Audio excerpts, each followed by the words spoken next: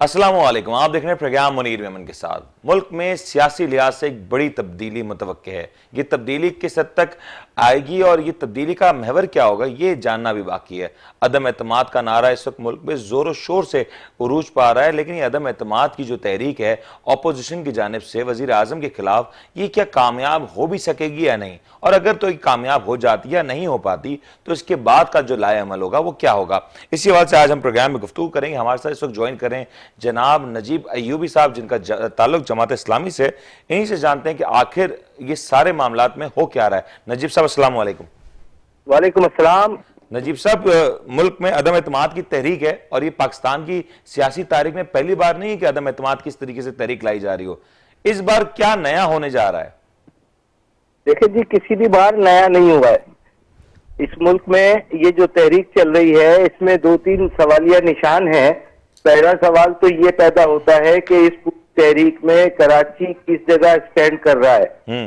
कराची किसी के भी एजेंडे पे शामिल नहीं है और ये तहरीक दो ऐसे महाजों पे लड़ी जा रही है कि एक को अपने इक़्तिदार बचाने की फिक्र है और उसकी खातिर वो हर उससे मिल रहे हैं कि जिससे माजी में उन्होंने ये कहा था कि मैं मुनाफिक होऊंगा अगर इत्तेहाद करूंगा। और दूसरी तरफ जो इत्तेहाद अपोजिशन का बना है, ये इत्तेहाद भी एक गैर फिक्री इत्तेहाद है जो सिवाय इलेक्शन के नतीजे में ये रास्ता तलाश कर रहे हैं कि किस तरीके से हम इक़्तिदार में आ जाए। तो दरअसल इसमें हासिल उसूल मजलूम अवाम के लिए कुछ भी नहीं है। मैं तो ये समझ रहा हूँ कि असल जो फसाद की जड़ है इस सारे गेम में वो इलेक्टेबल्स है। मैं इसको नासूर या लोटे से ताबीर करूंगा। अगर आप इन इलेक्टेबल्स, ये 210 के करीब ये इलेक्टेबल बनते हैं, इन्होंने ही सारे मुल्क का बेड़ा गर्क किया है और जमहूरियत के कुएं के अंदर जो कुत्ता पड़ा हुआ है, असल में तो इस कुत्ते को निकालने की जरूरत है। वरना आप जमहूरियत के अंदर से कुएं में से अगर 100 डोल भी निकाल लेंगे तो पानी पाक नहीं होगा। नजीब साहब, ये कुत्ता निकालेगा कौन, ये समझा दें, ये आखिर निकलेगा कैसे? तो मैं आपसे कह रहा हूं कि अब आप पहले तज्जिया कीजिए इस बात का मुनीर साहब कि 2002 के इलेक्शन में 140 अरकान कौमी असेंबली नून लीग से निकलकर काफ में शामिल हो जाते हैं और फिर इलेक्शन का मरहला आता है 2008 का, तो तकरीबन 90 के करीब अरकान असेंबली काफ लीग से निकलकर पीपल्स पार्टी का हिस्सा बन जाते हैं। और 2013 में फिर ये मामला रिपीट होता है और 2013 में 121 अरकान पीपी से निकलकर वापस नून लीग के अंदर चले जाते हैं। 2018 में आप आ जाइए, ये 4 इलेक्शंस की सूरत में आपको बता रहा हूं कि फिर ये 120 लोटे जितने थे ये तमाम के तमाम पीटीआई का हिस्सा बन गए। फवाद चौधरी, शेख रशीद, बाबा रहमान, जहांगीर तरीन, अली बादिल, परवेज खटक। अब आप अंदाजा लगाइए कि इन लोटों को असल में मुल्क बदर करना चाहिए, इनको सजा देनी चाहिए कि इन्होंने तकरीबन बर्बाद करके रख दिया इस पूरे सिस्टम को और अपनी इस चौधराहट के नतीजे में गरीब आवाम, गरीब से गरीब, इस वक्त देखे ना, इस अदम एतमाद का एक शोशा छोड़ दिया। सवालिया निशान अपनी जगह मौजूद है कि अगर तो ये कामयाब हो जाती है और इमरान खान वापस घर चले जाते हैं तो उसके नतीजे में आइंदा क्या होगा? क्या इमरान खान को ये मौका नहीं मिल जाएगा कि वो 1.5 साल जो है वो अपोजिशन के अंदर बैठकर शोर शराबा करते रहे, यानी अपनी इलेक्शन कैंपेन चलाएं और एक मर्तबा बंदा मजीद आप उसको ताकतवर करके आइंदा इलेक्शन में सर पे बिठाने के लिए। तो आपको लग रहा है अपोजिशन की जानिब से एक गलती होगी कि इमरान खान को ऐसे वक्त पटाया जाए? देखिए, असल में तो हम कहते हैं ना कि चोर को घर तक पहुंचाना चाहिए, झूठे को घर तक पहुंचाना चाहिए। अब जब इतना अरसा बर्दाश्त कर ही लिया तो अब ये 1.25 साल और 1.5 साल की बात थी, इसके अंदर इनको घर तक पहुंचाते। अब आप कह रहे हैं ना कि सारे के सारे यू टर्न इमरान ने लिए, सारे झूठ उसने बोले, सारी गैर इखलाकियात की उसने जरा वो बर्बाद करके रख दिया, ये करके लैंग्वेजेस का बेड़ा गर्क कर दिया। अब आप क्या चाहते हैं यार? इस मुल्क के अंदर कोई सियासी इक़्तिदार रहने दीजिए ना, आप इसको घर तक पहुंचाएं ताकि जान छूटे। अवाम तो समझ रहे हैं कि ये हमने कोई गलती कर दी है, लेकिन उससे बड़ी गलती अपोजिशन करने जा रही है। लेकिन बहरहाल जमात इस्लामी की मजलिस आमला का इजलास इस वक्त चल रहा है, लेकिन और वो एक फैसला करेगी।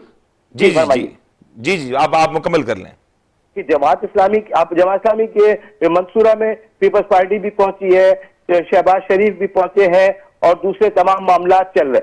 लेकिन ये कि हमारी एक सीट है, उस एक सीट के लिए सारे मामले चल रहे हैं और जमात इस्लामी ने इस पे हंगामी इजलास आमला का तलब कर दिया है।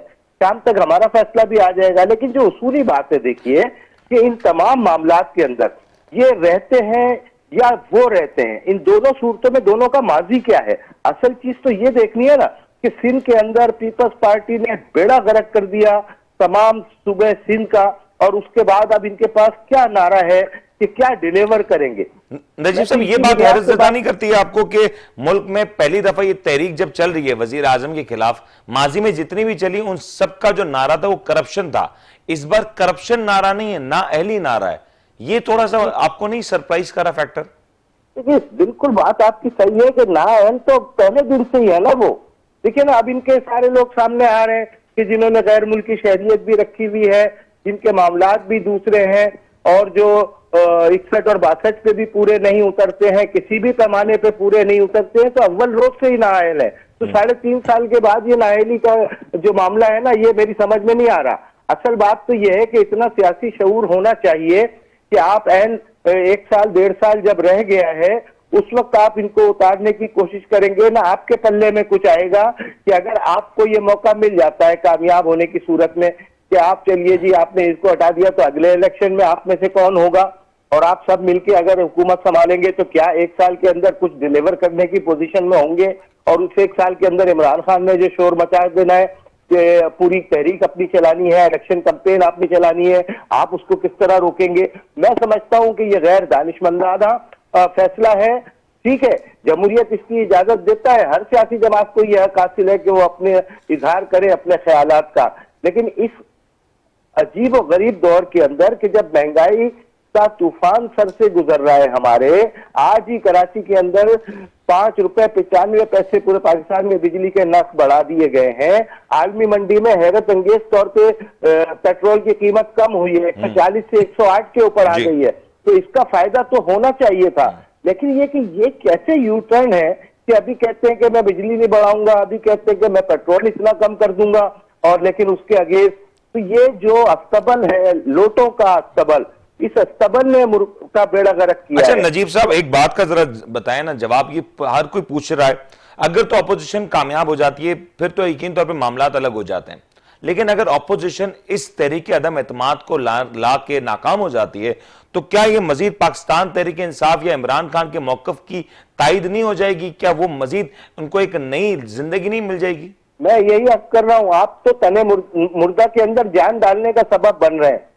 आप तो उस सपोले के फिर दूध पिला रहे हैं इस तरह की तहरीक चलाने के नतीजे में। तो दोनों चीजों पे इन्हें गौर करना चाहिए था कि क्या टाइमिंग के एतबार से ये तहरीक ठीक है, कि अगर आप तहरीक कामयाब कर लेते हैं, इख्तिदार में आ जाते हैं, तो 1 साल के अंदर आप कुछ डिलीवर नहीं कर सकते। लेकिन नजीब साहब, इस तहरीक की और अगर इमरान खान बच जाते हैं इसके नतीजे में, यानी नाकाम हो जाती है, तो इमरान खान के तने मुर्दा के अंदर जान पड़ जाएगी। तो ये तो एक छोटी सी बात है जो जरा सी भी सियासी समझबूझ रखने वाले फर्द को समझ में आती है, लेकिन मुझे ये तवक्को नहीं थी कि ठीक है आप सियासी जिम्नास्टिक कर लीजिए, आप इस्लामाबाद तक चले जाइए और दूसरे लोग घोटकी से सिंध के अंदर कराची के अंदर आ जाए।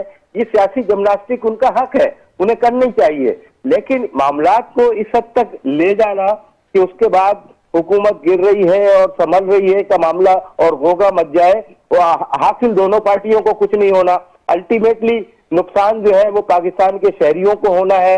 इस वक्त सूरत हाल ये है कि लोग खुदकुशियां कर रहे हैं, फाकों पे मजबूर हो चुके हैं, बेरोजगारी का जिन आसमान पे चढ़ के बातें कर रहा है।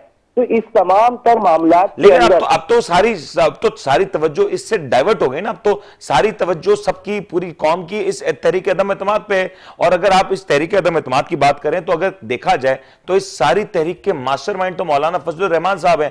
आप लोग की जमात का तो एक बड़ा ताल्लुक है, आप लोग तो पॉलिटिकल अलायंसेस भी बहुत सारे करते हैं। आप लोग ने बताया मौलाना साहब को कि शायद ये जो मामला है इस तरीके से नहीं किया जा सकता था।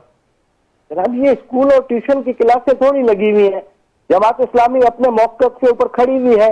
जमात इस्लामी समझती है कि दोनों तरफ चोर और लुटेरे मौजूद हैं।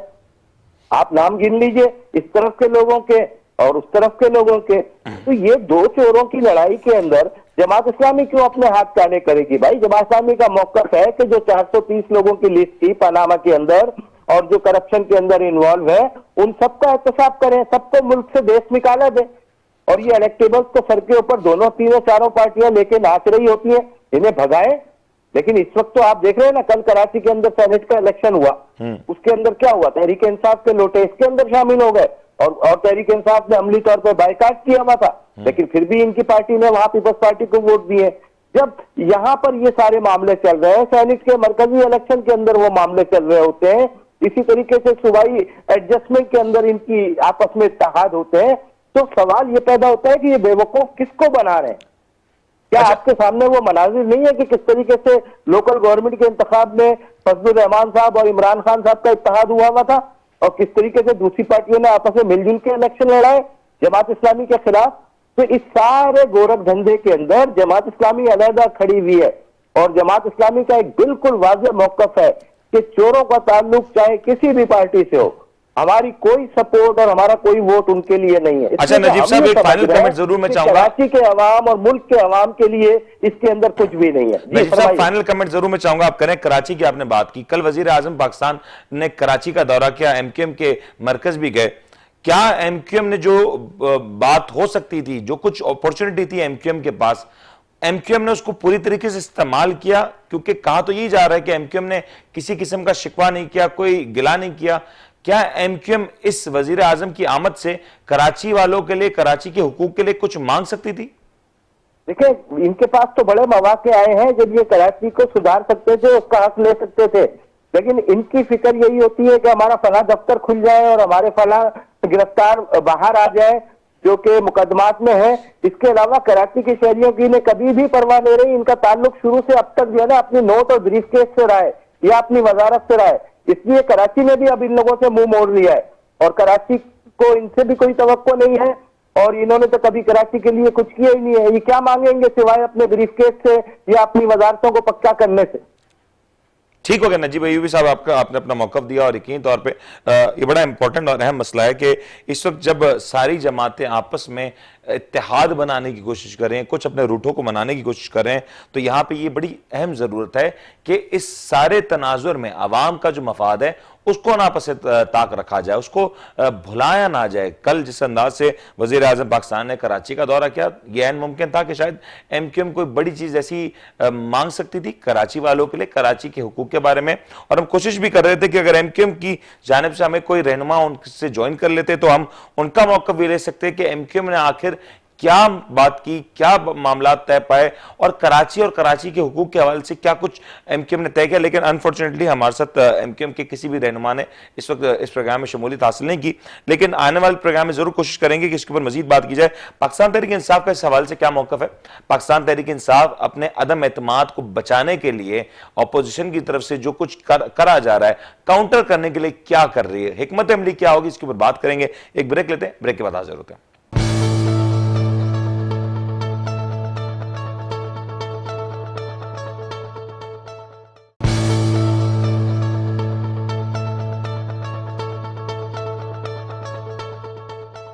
वेलकम बैक जी। इस वक्त अपोजिशन ने वजीर आजम के खिलाफ अदम एतमाद जमा करा दी और इस अदम एतमाद के हवाले से पाकिस्तान तहरीक इंसाफ की जो हिकमत अमली है वो कुछ हद तक तो वाज़ेह होती जा रही है, लेकिन आगे चल के क्या इसके ऊपर लाए अमल होगा और अदम एतमाद से बचने के लिए, महफूज रहने के लिए पाकिस्तान तहरीक इंसाफ क्या कुछ करती नजर आएगी, इस हवाले से गुफ्तगू करने के लिए हमारे साथ जनाब आफ्ताब जहांगीर साहब, मेंबर कौमी असम्बली हैं पाकिस्तान तहरीक इंसाफ के, ज्वाइन कर रहे हैं। जरा इनसे जानते हैं कि आखिर मामलात हैं क्या। आफ्ताब साहब अस्सलाम वालेकुम। वालेकुम सलाम जनाब। आफ्ताब साहब, मुझे बताएं ना कि अपोजिशन जो इस वक्त तरीके अदम एतमाद का शोर डाले हुए, पाकिस्तान तहरीक इंसाफ की तैयारी क्या है इस हवाले से? अच्छा देखिए, बात ये है कि तैयारी हमारी थोड़ी है, तैयारी तो उनकी है ना। सही। तो बात ये कि बारात वो लेकर आएंगे, हमने तो इस्तकबाल करना है उनका। भाई अब वो बता देंगे कि ये इस्तकबाल असेंबली के बाहर होगा, असेंबली के अंदर होगा? सर देखें, बात ये है कि जो तो जिनके पास तो इनविटेशन कार्ड होगा, जिनके पास दावत नाम होगा, उनका तो अंदर इस्तकबाल करेंगे। सही, समझे ना। और जिनके पास नहीं होगा तो वो उनका तरीकेकार आपको पता ही है, वो तो बाहर इस्तकबाल। अच्छा आफ्ताब साहब, ये आपने वाजे कर दिया कि आप उनको अपोजिशन को नंबर्स पूरे करने हैं। हिकमत अमली जो अभी तक समझ आ रही है, जो सुनाई दे रही है कि पाकिस्तान तहरीक इंसाफ के मेजॉरिटी मेंबर उस इजलास में शिरकत नहीं करेंगे, क्या ऐसे ही कुछ लाए अमल सामने किया गया है? देखिए, क्योंकि हमें वो नहीं है ना, हमने तो ये है कि नंबर उन्होंने पूरे करने हैं। हाँ। और हम तो उनके लिए एक आसानी पैदा कर रहे हैं ना कि पुरअमन माहौल देंगे कि वो लेकर आए सही। और कहेंगे जी ये हैं, देख लें जी ये बैठे हुए हैं लोग, आप गिन लें, ताकि पूरा मीडिया, पाकिस्तान का मीडिया भी दिखा दे, सब दिखा दें कि भाई ये लोग, ताकि मतलब ये कहानी अब खत्म होनी चाहिए ना यार। कितने 3 साल तो हो गए करते हुए इनको, तो हो जाए जो भी होना है, जमहूरी अमल है, खत्म, आगे चलें। लेकिन आगे कैसे चला जा सकता है? आपको लग रहा है कि अदम एतमाद की जो तहरीक ऑपोजिशन ने ये जो दर्ज कराई है, इसकी टाइमिंग को लेकर भी सवालात उठ रहे हैं? पाकिस्तान में बड़े सारे इवेंट्स होने जा रहे हैं, तो इस टाइम ये संजीदगी का ये आलम है इनका, क्योंकि ये इस मुल्क से और वो संजीदा ही नहीं है। ये वो लोग हैं जो अपनी जातों से संजीदा है, अपने बैंक से संजीदा है, अपने एसेट से संजीदा है। मुल्क से, कौम से कोई नहीं। दुनिया इस वक्त आलमी जंग की तरफ जा रही है और इस वक्त पाकिस्तान के अंदर बहुत बड़ा इवेंट होने वाला है, और वो ये है, बात ये है कि जहां इतना आपने 3.5 साल गुजार दिए, वहां 6 महीने साल और गुजारें, पब्लिक में जाएं, अवाम में जाएं, जिस तरह आप कहते हैं लॉन्ग मार्च, आज मस्त कलंदर होगा और मैं लेकर जाऊंगा इमरान खान को अपने साथ वापस। क्या हुआ भाई? आप अपनी तहरीक लोगों के पास जाएं, लोगों को मोटिवेट करें कि जी ये करप्ट आदमी है, ये चोर है, डाकू है, इसने मुल्क को तबाह बर्बाद कर दिया, आप हमें दें, हम सौकार हैं, हम सच्चे हैं, हम ईमानदार हैं, हमें वोट दें, हम इस मुल्क की तकदीर बदल देंगे, क्योंकि आपने इससे पहले हमें कभी आजमाया नहीं है। खत्म हो गई बात। इसमें इतना लंबा चौड़ा क्या तक वो करना है, समझे ना? लेकिन आफ्ताब साहब, अभी एक और नया पहलू भी तो इसमें आ रहा है ना। आज एहसन इकबाल साहब की अगर आप तकरीर सुने या मौलाना फजल रहमान की तकरीर सुने, तो वो दोनों की तकरीर यही बात का इशारा दे रही है कि पाकिस्तान तहरीक इंसाफ को जो फंड किया जाता है वो मुल्क के दुश्मनों से किया जाता है। तो अगर ये मामलात हैं तो मुल्क के दुश्मनों से क्यों फंडिंग आती है? ये पिछले 7 साल से, देखिए मैं आपको एक चीज बताऊं, पहली बात, लेकिन ये बयान तो आ रहे ना अपोजिशन की जानिब से। यार आप साफी आदमी हो, बहुत आप लोग वो मतलब अजीब बातें करते हो कि कभी आपने पूछा मौलाना फजल रहमान साहब से कि भाई मौलाना साहब आप बताओ तो सही, आपका कारोबार क्या है? कभी आपने पूछा? सर हम तो पूछते हैं, जवाब नहीं आया। सुने, मैं आपको नहीं देखिए, हम लोग हक और सच की बात नहीं करते ना। मेरा, हालांकि मेरा तो बड़ा ताल्लुक है इन सब मौलमाओं के साथ, कि कहीं पर पता चलता है सच है या झूठ है, बोलते जी 5 अरब रुपए निकल आए, कहीं पर इतने बड़े बड़े स्टाइल है। कभी आपने मौलवियों के स्टाइल देखे मदारिस वालों के जी, कि जी ये लैंड क्रूजर तुम्हारे पास आई कहां से? और उनका जब बैकग्राउंड चेक करो तो पता चलता है यार एक गांव से, बलोचिस्तान के गांव से, पंजाब के गांव से, KPK के गांव से यहाँ आया था बच्चा पढ़ने के लिए है, और आज जो है वो गरीब आदमी का बच्चा था, आज लैंड क्रूजरों में और आगे पीछे इसके सिक्योरिटी गार्ड घूम रहे होते हैं। कभी किसी ने पूछा कि यार ये तुम्हारे पास ये लैंड क्रूजर कहां से? तो कहते हैं कि मुरीदों ने दे दी है। ये बड़े बड़े घर कहां से आएगी? मुरीदों ने दे दिए। ये सारा सिस्टम क्या है कि मुरीद चला रहे। यार ये कोई बात है? ऐसे कभी आपने पीपल्स पार्टी से पूछा कि तुम्हारे पास ये इतना फंड जो रातों रात तुम पूरे शहर के अंदर, पूरे पाकिस्तान में झंडे लगा देते हो, फिर बैठ के बिरयानी की देखें खिला रहे हो, लोगों को ला रहे हो, अरबों रुपए के जुलूस निकाला तुमने अभी ये जो लॉन्ग मार्च, ये पैसे आए कहां? ये बताया तो सही ना कि ये फंड हमें कहां से मिला है? इसी तरह आप किसी से भी पूछते, देखिए सियासी पार्टियां हो गई या ये जो इनको लोग डोनेशन देते हैं, एतमाद करते हैं, खान साहब पर एतमाद किया। मैं आपको बता रहा हूँ कि मेरी बेगम बोलती है कि मैंने सबसे पहले जो है ना, मैं स्कूल के जमाने में कॉलेज में थी तो मैंने इनके लिए काम किया, शौकत खानम के लिए। तो मैंने कहा कोई रिग्रेट? कहती कोई नहीं, मैं तो फख्र से कहती हूँ कि मैं शौकत खानम की शुरू की फंड रेजर से हूँ, क्योंकि मैंने देखा कि शौकत खानम बना है। इसी तरह मतलब आज चीज ये उसका वो बनने जा रहा है शौकत खानम। लोगों ने तो, कोई लोग मायूस नहीं है। आप बताए ना कि कोई लोग लेकर आपके पास आए, जुलूस निकाला कि हमारा फंड जो है ये देखिए हमारे पास रसीद है, ये फंड गलत हो गया। ये एक सियासी वो स्टैंड है।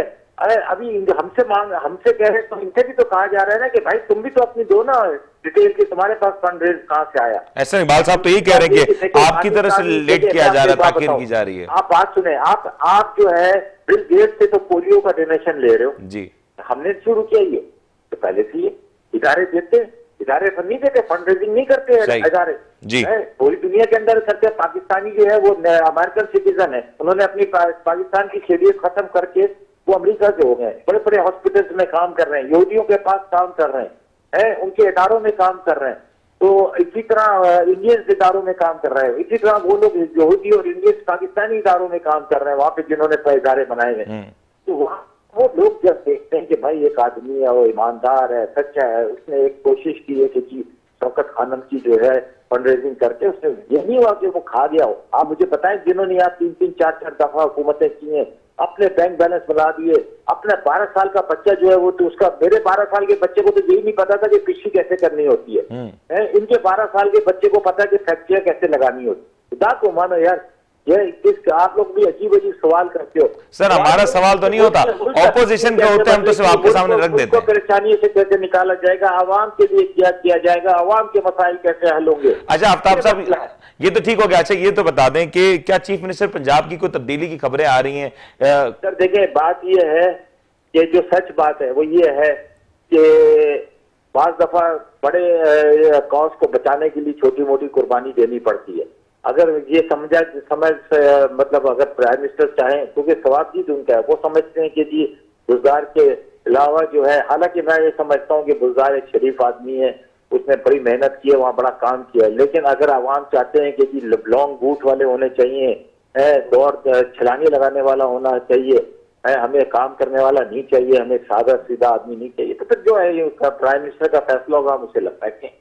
बहुत बहुत शुक्रिया। आफ्ताब जहांगीर साहब हमारे साथ मौजूद थे, मेंबर कौमी असेंबली पाकिस्तान तहरीक इंसाफ। वो अपना मौकफ दे रहे थे और अपने मौकफ से आगाह भी कर रहे थे और यकीनी तौर पे इशारों में बात भी कह गए कि अगर आलिया की कुर्बानी देके उज़्मा को बचाया जा सकता है तो ये इसमें कोई बड़ी कबात नहीं हो सकती। तो अगर वजारत आलिया का ये जो मनसब है अगर उस्मान बुज़दार साहब से लेके ये कलमदान किसी और के सुपुर्द कर दिया जाए तो फिर वजारत उज़्मा को महफूज बनाया जा सकता है। जहां तक रही बात पाकिस्तान तहरीक इंसाफ के अंदरूनी मामलात की, तो पाकिस्तान तहरीक इंसाफ के अंदरूनी मामलात में भी इससे एक इस्तेकाम तो पैदा होगा कि अगर वजारत आलिया की कुर्बानियां देके और अपने लोगों की, अपने पार्टी के लोगों की अगर बातों को तस्लीम करके ये सारे मामलात हो जाते हैं तो आने वाले जो वोट ऑफ नो कॉन्फिडेंस के मामलात हैं उसमें वजीर आजम कदरे मुस्तहकम और ज्यादा ताकतवर नजर आ सकते हैं। एक वक्फा लेते हैं, वक्फे के बाद जरा मुस्लिम लीग नून का क्या मौकफ है और तैयारी कैसी है, क्योंकि दोनों महाज पे अब जंग छिड़ती हुई नजर आ रही है। एक जानिब पंजाब का मामला है जहां पे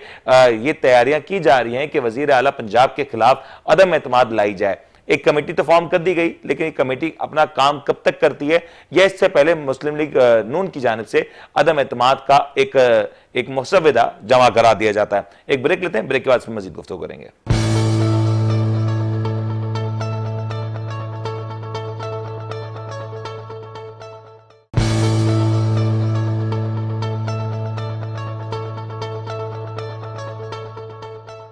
वेलकम बैक जी। अभी हम बात करें अदम एतमाद की। ये जो तहरीक चलाई जा रही है इसमें एक बड़ा किरदार पाकिस्तान मुस्लिम लीग नून का है, लेकिन इससे बड़ा किरदार पंजाब में जो वजीर आला के खिलाफ जो मामलात चल रहे हैं उसमें पाकिस्तान मुस्लिम लीग नून का नजर आता है। पाकिस्तान मुस्लिम लीग नून की इन दोनों महाजों के ऊपर तैयारी कैसी है और जो इस पाकिस्तान तहरीक इंसाफ का मौकफ आ रहा है कि जो नंबर है वो तो अपोजिशन को पूरे करने हैं, तो हमें कोई खतरा नहीं, अपोजिशन को नंबर है वो सामने लाने होंगे और फिर इसके बाद कुछ काम होता हुआ नजर आएगा। इस सवाल से जरा गुफ्तगू करेंगे। हमारे साथ इस वक्त ज्वाइन करें जनाब नासिर डार साहब, मेंबर सूबाई असेंबली हैं। जरा इनसे जानते हैं कि आखिर मामला क्या है। नासिर साहब अस्सलाम वालेकुम। वालेकुम सलाम जी, इनसे क्या हाल है आपके? सर हम तो ठीक है, आप बताएं कि मुस्लिम लीग नून की तैयारियां कैसी हैं? सुनने में तो बहुत कुछ आ रहा है। नहीं, आपको हमारी आवाज की से समझ नहीं आ रही। देखिए बात यह है, वैसे भी पंजाब जो हमारा ही था पहले, लेकिन वो आपको पता है जिस प्रोसेस से हम गुजरे हैं, इनको लोगों ने भी चेक कर लिया। अब तो उनके अंदर से बगावत कह लें है जो कि एक दो दिन तक आपको नजर भी आ जाएगी। इंशाल्लाह उनकी सोच से ज्यादा जो नंबर गेम है उससे ज्यादा होंगे और ये पंजाब और फेडरल में अब तो चीज डिसाइड हो चुकी है। इंशाल्लाह पंजाब में भी मुस्लिम लीग नून की ही बंदा कोई आएगा और फेडरल में भी इंशाल्लाह आपको 2-3 दिन में क्लियर हो जाएगा। हमें किसी चीज की फिक्र नहीं, जिनको फिक्र है वो उसकी तकरीरों से अंदाजा करते हैं वो क्या तकरीरें कर रहे हैं। ये किसी शख्सगुजार इंसान की ही तकरीर हो सकती है जैसे वो कर रहे हैं। ये भी वो 4 साल 5 साल जो लोगों कहते रहे 20 साल, आप लोगों का वो एतबार नहीं था जो लोगों को पहले बेवकूफ बनाया गया कि चोर डकैत तो क्या क्या कहते रहे। अब लोगों को समझ आ गई है कि कौन चोर है और कौन किसने काम किया, किसने इस मुल्क को डिलीवर किया। अच्छा नासिर साहब, पहले तो मैं उस पर आ जाता हूँ, वजीर आजम के वोट ऑफ नो कॉन्फिडेंस पे। सबसे पहले ये बता दें कि वोट ऑफ नो कॉन्फिडेंस वजीर आजम के खिलाफ आप लोग ला रहे हैं, क्या लग रहा है कि नंबर्स कितने हो जाएंगे? 180 प्लस होंगे इंशाल्लाह। 180 प्लस हो जाएंगे। और इसमें हुकूमती नंबर कितना होगा जो इस वक्त हुकूमत के साथ मौजूद है? सॉरी मैंने क्या कहा? अगर हुकूमत की मैं आपका पाकिस्तान तहरीक इंसाफ के भी कुछ लोग उसमें शामिल हो सकते हैं इस 180 में? मैंने तो उन्हीं को शामिल करके बात किया, मैंने तो जो बाकी छोटी जमातें उनका तो नाम ही नहीं लिया अभी मैंने। और अच्छा, काफ लीग के हवाले से भी तो बताया ना, मामला क्या चल रहे हैं? वही तो मैंने कहा उनको मैंने शामिल नहीं किया इस काउंटिंग में। तो वो अगर शामिल हो गए तो कहां तक नंबर चला तो जाए? फिर तो आप देख लेना, फिर आप खुद ही क्लास कर लें, देख लें एमक्यूएम भी अगर शामिल होगी, वो भी होगी, तो फिर तो क्या मामला तो बताया ना, कहां तक पहुंचे हैं? सुनने में तो आ रहा है कि मामला- एमक्यूएम से भी मुलाकात हो रही है, काफ लीग से भी हो रही है। नहीं, मुलाकातें तो देखें आप हो रही हैं, वो तो कुछ छुपी बात नहीं है। मामला कहां तक पहुंचे सर? मामला देखना, वो बुलाए ना, इजलास क्यों नहीं बुला रहे जी? कल बुला लें इजलास, कल ही बुला रहे, कल ही बता देंगे। इजलास आएगा तो आपको फौरन पता चलेगा। डिले तो वो कर रहे हैं ना, हम तो नहीं कर रहे हैं। हमने तो जो अपना पता फेंकना था फेंक दिया, तो आप तो वो डिले कर रहे हैं। उनको अगर यकीन है तो बुलाए ना जी, कल ही इजलास बुलाएं, लेट क्यों कर रहे हैं? क्यों 10-12 दिन का इंतजार कर रहे हैं? तो उनको प्रॉब्लम है, हमें तो हमने पेश ही तब की थी जब हम कॉन्फिडेंट थे कि इट विल बी हैपन और ये चीजें फाइनल हो चुकी थी, तब किया। अदरवाइज कोई इस उम्र ये तो नहीं होता कि आप वैसे ही हवा में तीर फेंक दें। अच्छा नासिर साहब, एक मफरूजा ले लेते हैं कि आपने ये तहरीक अदम एतमाद जमा कराई, ये कामयाब हो जाती है, इसके बाद का लाएमल क्या होगा? वजीर आजम कौन होगा, वजीर आला कौन होगा? ये इस बारे में कुछ गौर हो रहा है? देखो, जियाला भी, वज़ीर आज़म भी वही होगा, जियाला भी वो होगा जिसकी अक्सरियत ज्यादा होगी बात में भी। अगर आपकी पार्टी से हो तो कौन सा नाम होगा? नेचुरल बात है, शहबाज साहब होंगे। वजीर आजम और वजीर आला? अब जियाला का रहने दे अभी, क्योंकि इसके तरीके से बात नहीं है, तो इसलिए मैं उसको भी बता नहीं सकूंगा। अच्छा नासिर साहब, ये तो ठीक हो गया, लेकिन अगर कहा यह जा रहा है पाकिस्तान तहरीक इंसाफ का मौकफ है कि आखिरी कोशिश है, कर लेने दें, कोई मसला तो नहीं है, नाकाम हो जाएंगे, हम तो कॉन्फिडेंट हैं। आपको लग रहा है कि नाकामी हो सकती है, और अगर नाकाम हो गए तो फिर क्या होगा? कोई इसका लाएमल तैयार किया गया है? देखें, बात में कैसे नाकामी होगी? नाकामी वाली बात ये बुला लेते हैं ना उसका जो इजलास है, उल्टा हम पे इल्जाम लगा रहे हैं कि जो हम खरीद रहे हैं, जिनको भी इल्जाम लगा रहे हैं, ये तो अभी तक कॉन्फिडेंस तो कल ही बुलाया जा सकता। इनको पता है कि इनके साथ है सारे लोग। अब तो ये चीजें क्लियर है ना जी, कि हमारी तरफ से डिले तो नहीं है ना। पहले ये कह रहे थे कि पता नहीं किसके खिलाफ आएगी, स्पीकर के खिलाफ आएगी कि प्राइम मिनिस्टर, इनको तो ये भी नहीं पता था। ये तो कल तक वज़ीर दाखिला को भी नहीं पता था, कल तक, परसों तक। ये तो कल जब पेश हुई तो तब उनको अंदाजा हुआ कि ये प्राइम मिनिस्टर के खिलाफ आ रही है। तो अब इजलास क्यों नहीं बुला रहे? अगर वो इतने कॉन्फिडेंट है तो सिंपल सी बात है, इनको इजलास बुलाना चाहिए। हम तो कह रहे हैं जो आज बुलाना, कल बुलाना, आज बुलाएं इजलास। आपको फौरन नंबर हम पूरे कर देंगे नंबर आपको ना, परेशानी उनको होगी ना। जी जी। अगर हमें परेशानी होती तो और बुजदार साहब की तब्दीली के हवाले से भी खबरें चल रही हैं, गर्दिश कर रही हैं कि क्या चीफ मिनिस्टर पंजाब जनाब उस्मान बुजदार साहब को तब्दील किया जा रहा है। इस तब्दीली के बाद कुछ लग रहा है कि मामला में फर्क पड़ेगा? कोई फर्क नहीं पड़ेगा जी। जब बारिश का कतरा निकल रहा है, जब टाइटैनिक डूबता तो फिर रुकता नहीं है। टाइटैनिक डूब, मगर सुराख हो चुका है, अब कहाँ रुकना है ये चीजें? अब ये चीजें नहीं रुकती। अब जो मर्जी कर लें, दाव पे जिधर से लगा रहे हैं उसको चला लें, या उसको बना लें, या उसको कर लें, चीजें हो गई, उनके रोज से बाहर हो गई। ठीक हो गया, ठीक हो गया। नासिर साहब हमारे साथ मौजूद थे, अपना मौकफ देते हैं। ये मौकफ रहा पाकिस्तान मुस्लिम नून का। आपने तमाम तर सियासी जमातों के बारे में सुना, इनकी गुफ्तगू सुनी, और अब ये यकीन तौर पर वक्त ही बताएगा कि आखिर क्या हो सकता है। यहां पे अगर बात की जाए तो अपोजिशन भरपूर तौर पर पूरे एतमाद नजर आती है, तो दूसरी जानिब हुकूमत भी अपना लाएअमल बनाती हुई नजर आ रही है। जहां अपोजिशन की भरपूर कोशिश होगी कि तहरीक अदम एतमाद को न सिर्फ कामयाब कराया जा सके, बल्कि बड़े नंबर से कामयाब कराया जा सके, क्योंकि अगर वजीर आजम की तब्दीली हो जाती है तो इसका सारे का सारा असर दीगर सूबों में भी नजर आएगा। और फिर भी यह भी मुमकिन है कि बहुत जल्द इंतखाबात की तारीख दे दी जाए, यानी कि मिड टर्म या ये कहा सकता है अर्ली इलेक्शन के जो डेट्स हैं वो सामने आ जाएं। यहां पे एक और मामला बड़ा इंपॉर्टेंट है कि जहां तहरीक इंसाफ की बात रही, तो तहरीक इंसाफ ने इस बात को इंश्योर करने की कोशिश की है कि उनके जो अरकान हैं कौमी असम्बली के, खास तौर पे वो उस दिन इजलास के अंदर मौजूद ना हो। और अगर ये भी बातें आ रही हैं कि वजीर आजम का इस्ताक है कि वो चाहें तो फिर एक लेटर के थ्रू जो चेयरमैन होता है, जो सेनेट जो चेयरमैन होता है, उसको ये सारी चीज वाजे कर दी जाए कि हमारे कौन कौन से जो मेंबर हैं उनके वोट्स काउंट होंगे और कौन कौन से मेंबर्स के वोट काउंट नहीं होंगे। तो ये सारे मामलात है, खिचड़ी सी पकी हुई है, लेकिन ये सारी सूरत हाल पे जो गर्द जमा है वो बहुत जल्द अब साफ हो जाएगी।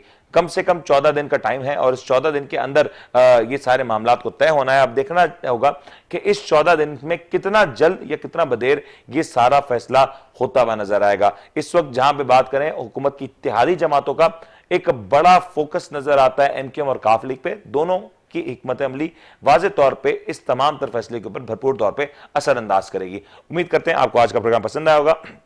अपने होस्ट मुनीम को इजाजत दीजिए। अपना बहुत बहुत ख्याल रखिएगा। अल्लाह हाफिज।